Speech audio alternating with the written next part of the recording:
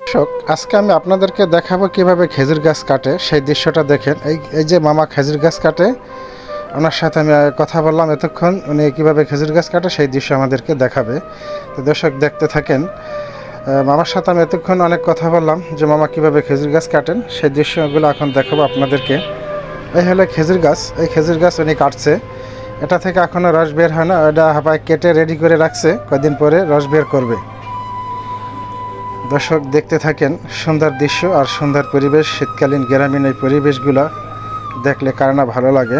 অবশ্যই দূর দূরান্ত থেকে দেখবেন। অত্যন্ত সুন্দর পরিবেশ, না দেখলে মন চায়। আর এ হলো খেজুর গাছ কেটে এগুলা রেডি হয়ে গেছে। এগুলা থেকে অলরেডি রস বের হইতেছে।